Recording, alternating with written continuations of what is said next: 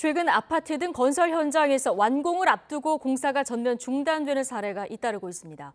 원자재 가격이 오르면서 공사비가 늘어났지만 부동산 시장이 얼어붙어 추가 자금을 마련하는 게 쉽지 않아졌기 때문인데요.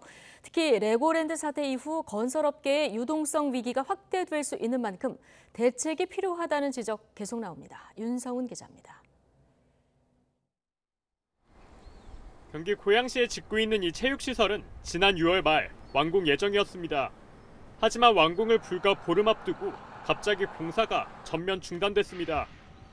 시행사가 40억 원에 달하는 공사 대금을 지급하지 못하면서 넉 달째 공사가 멈춘 겁니다. 체육시설 주변으로 울타리가 길게 설치돼 있고 자물쇠도 굳게 걸려 있어 안쪽으로 진입조차 할 수 없습니다. 안쪽 도로도 아직 정비가 되지 않아 남은 건설 자재가 곳곳에서 발견됩니다. 시행사는 도시개발 수익으로 체육관을 지어 고양시에 기부할 예정이었지만 부동산 불황이 겹치면서 자금 확보가 어려워졌습니다.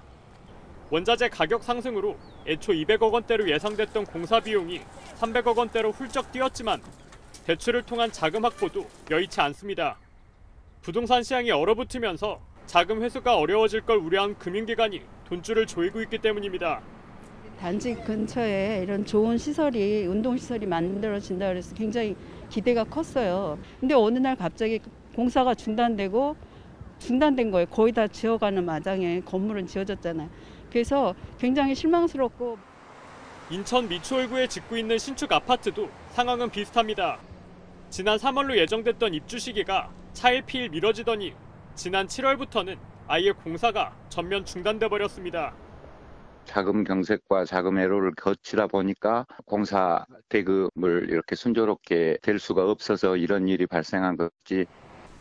계약금도 돌려받지 못한 채 갈 곳이 없어진 입주 예정자들은 법적 대응에 나섰습니다. 어떤 분은 파혼 당하신 분도 계시고 지금 또 아들 집에서 신세 지고 계신 분들도 계세요. 이 목돈을 찾아야 다른 곳에 계약을 할 텐데. 특히 레고랜드 사태 이후 금융시장 불안이 커지면서 건설 현장의 유동성 위기에 대한 우려가 확산하고 있습니다. 이미 기존에 진행 중에 있는 사업의 준공과 준공 후 입주가 원활히 될 수 있도록 유동성 지원과 주택 거래 정상화에 좀 더 우선순위를 두고 지원을 해주셨으면 좋겠다라는 게 핵심이죠.